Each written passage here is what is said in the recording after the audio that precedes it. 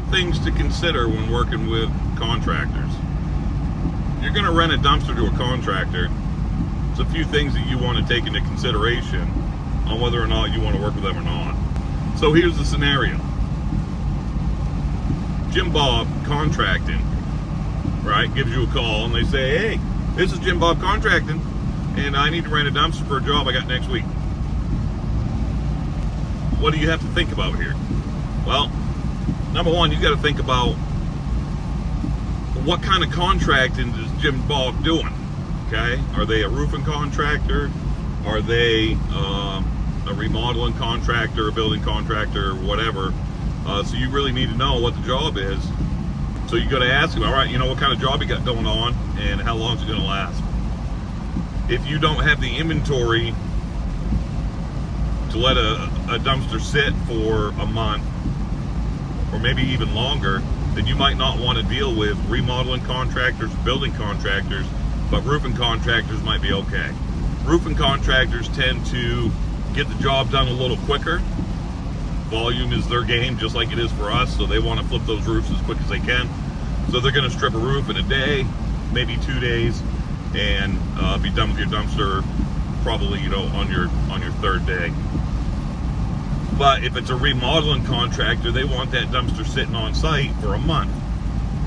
I personally don't have the inventory to do that, so I try to stay away from remodeling contractors or building contractors. Second thing you're going to consider when deciding if you're going to work with a contractor or not is, have you ever heard of Jim Bob's Contracting before? They may be big in your town, in your area, and they have that brand awareness. So, you know, that might be the deciding factor of, hey, I've been looking to work with these folks before. They're finally calling me. That's a good thing. The third thing to consider, what kind of price are you going to offer this contractor? If you've never heard of Jim Bob's Contracting, well, he gets the same rate as a residential customer. You don't know if he's going to come back to you and use you again, so you don't want to give him any kind of discount. And quite honestly, contractors are a pain in the ass to work with, so I don't like to give them a discount anyway. Unless it's one that I work with frequently and I make a lot of money off them. So I've still got 2 more considerations to give you when considering whether or not to work with a contractor. But the story is, the reason I'm doing this video is because I worked with a contractor here recently that raised all of these red flags, and I still decided to do business with him. He had used me one time in the past, kind of drug his rental out a little bit long on that one. It was a little over a week. Said it was only going to be a couple of days. No big deal. I did give him a discount because he was a contractor. I thought I was, you know, building a relationship. I had never heard of this guy before, and he was doing decks and roofing and a lot of other stuff. I didn't check his Facebook profile. I didn't check his corporation status with the state, you know, or anything like that. And he went out of business. Owes me $700 and something, and I will never probably see that money. So if I would have listened to my own advice, I would have a lot more money in my pocket, and I wouldn't be out $700 and something having to deal with a shitbag fucking contractor. So, on to the last 2 considerations, and maybe even a bonus. All right, keep watching. The fourth thing to consider when deciding if you're going to work with this contractor or not really depends on if you have the time to do this or not. If he's on the phone waiting on a quote, waiting on you to book this dumpster for him, you may not be able to do this. However, I like to, if I get the chance, if I get the opportunity, I like to look them up on Facebook or Google, see how many reviews they have, see how long they've been on Facebook as an LLC or whatever the case may be. If it's a really short amount of time or they've got no reviews or only a couple of reviews. And then of course, I really look through their pictures, because a good contractor is going to take pictures of the jobs that they're doing. I'm going to look at, the scope of the work they're doing. Are they doing building, contracting, remodeling, roofing, whatever? And really, what's their site look like?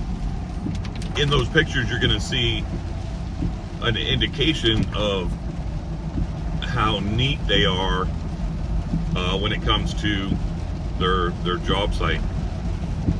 So if it's a freaking wreck, well, who knows, right? But yeah, definitely look them up on Facebook. Get a feel for if they have they've been in business for a while and they're proud of what they do. That's the key point. Proud of what they do. And then the fifth thing to really consider when working with a contractor is, how desperate are they on the phone to try and get the cheapest price they possibly can? Okay? If they're hemming and hawing about your price, well, that means they've already bid the job probably, and they're trying to keep as much profit as they possibly can. A good contractor is going to, before they submit their estimate for a bid on a construction job, they're going to take into account all of their overhead, dumpster being overhead, and then they're going to figure out how much profit they want to make. So if they are trying to get the cheapest thing possible, that means they've already bid the job. They're trying to keep as much money in their pocket as they can. They're going to get the smallest dumpster because it's cheaper. They're going to overload the thing, and they're hoping you're going to be the cheapest. And I don't know, do you want to work with the cheapest guy all the time? No, I wouldn't either. So they're trying to cut a deal so they can keep some more money in their pocket, and I understand that, but that's kind of poor planning. And I would rather work with contractors that plan their estimates and their bids based on all of their overhead, and build all of that right in to their estimates. So, all right, hang tight for a bonus. In the bonus tip, if you're busy enough, you don't need to work with contractors, then don't. Because the way I look at it is, most of my residential customers come in way under my allotted weight.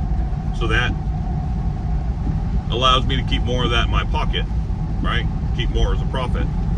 If I offer them a ton of weight, and most of them are coming in at 3/4 of a ton, that allows me to keep a little bit of money in my pocket.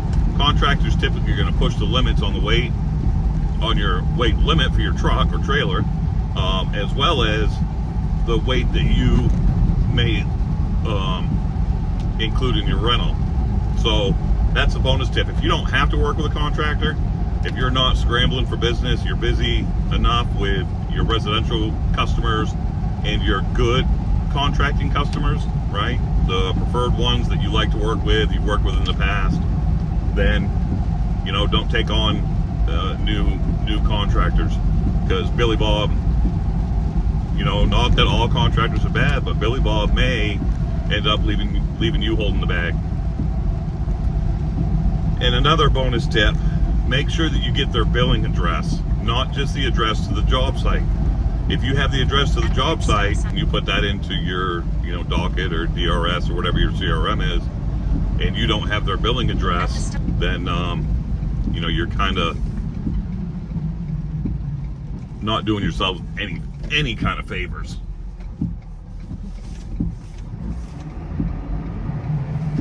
So make sure you know what their billing address is, so that if they don't pay you, then you can make sure you send them a bill.